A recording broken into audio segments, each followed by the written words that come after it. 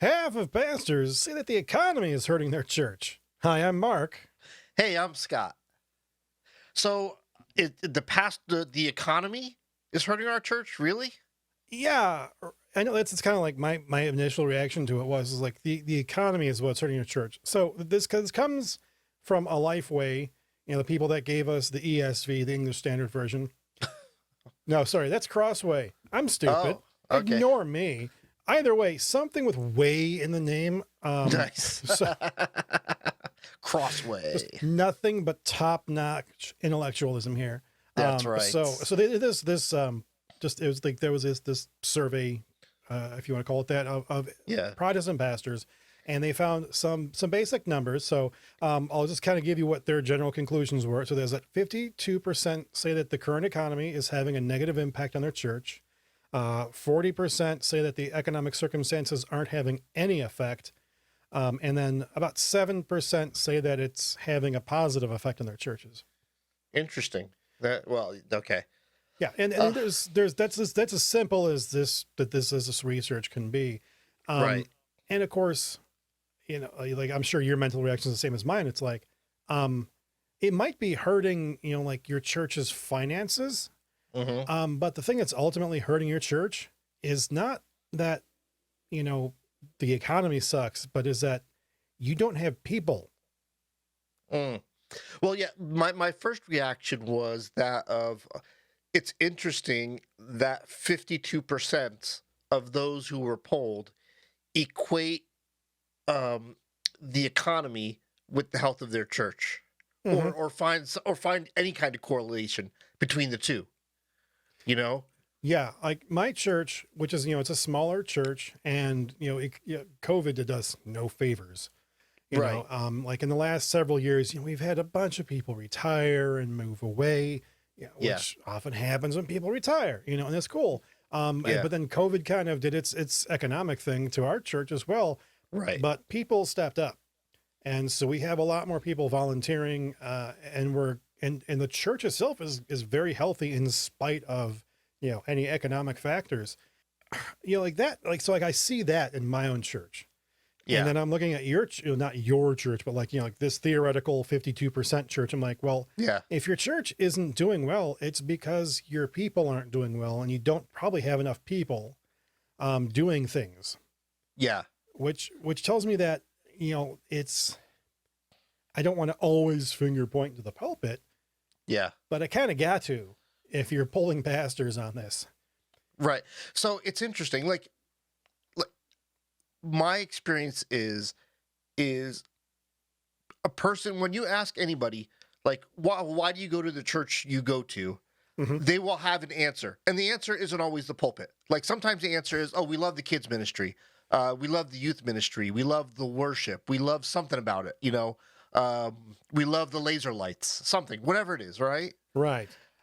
And so if I think if you're finding people coming and going, that's probably a good sign that your church is maybe like a one trick pony and people are getting tired of the one trick.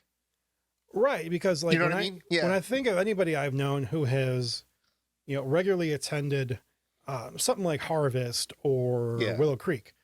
Yeah. You're like, well, what do you like about, Willow Creek? And they'll say like, well, they have, a great worship music, and I really like their singles ministry or whatever. And it's like, Yeah. what about the community of believers? Yeah. Like that and I'm not saying that like all larger churches have this problem, but it's a thing that I have observed. Once a Yeah. church gets so big, Yeah. it becomes about people, like you said, they really like ministry X, Y, or Z, Yeah. and not the community of believers and sharing that life together. Yeah. Yeah. Let me actually just take a step back for a second. I And so if you've never watched the show before, one of the one of the ideas behind the show is that there's legitimate question being asked: why are churches having a hard time attracting people, and why are churches having a hard time keeping people? Right? They're legitimate questions.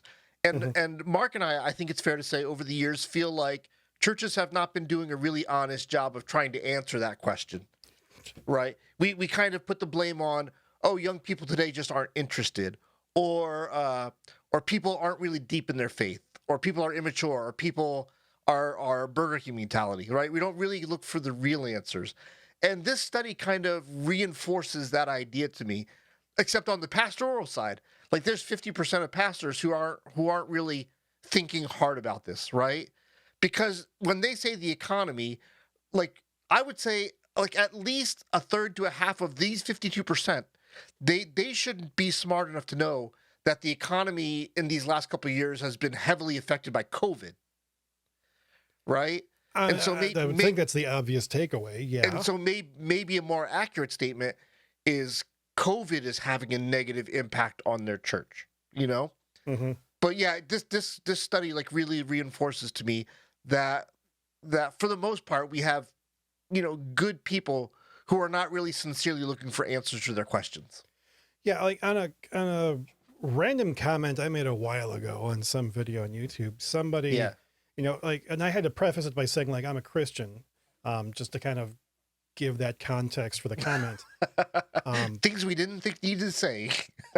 No, but it was like the channel where the host is an atheist, and it's really a Yeah. context that a lot of atheists would be talking about, right? Yeah. But I'm like yeah, like I'm a Christian, and like here's my issue with this kind of like, the exact kind of thing we tend to talk about here, like these problems in Yeah. the pulpit. And this person made a comment that was like, well, I'm an atheist and blah blah blah blah blah, and Mhm. I'm like, so you're an outsider, and the only thing you see is the bad stuff that like we talk about in this podcast. Mhm. And that kind of punched me in the face a little bit. I'm like, because this it's the squeaky wheel, right? Right. And so it's like there's a lot of bad juju coming out of our pulpits Yeah. that are not producing strong churches. And like, Absolutely. and like the popular vision of why is there. It's because of the people that say all these horrible things that are hate-filled things. Like one of my least favorite things about Protestant preachers, especially evangelicals, is like you hear about hell a lot. Mhm. Not from every evangelical. I don't want to like paint that picture, but from like the more, like the closer to the fundamentalist range, you'll tend to hear about hell a lot. Mhm. A friend of mine recently, 2 days ago, sent me this fun meme. It says, if you need the threat of hell to be a good person, then you're just a bad person on a leash. Right. Yeah. I've seen that. Yeah. And Yep. like, and I fear that, maybe that's what a lot of our pastors are like. And that's why they blame the economy, because they don't want to look in on themselves. I don't know. I mean, am I being too dark on this? Well, so human nature is human nature, right? Mm-hmm. And we all, because we've programmed ourselves to do it, we categorize everything. Small cars, big cars, vans, minivans, big trucks, small trucks.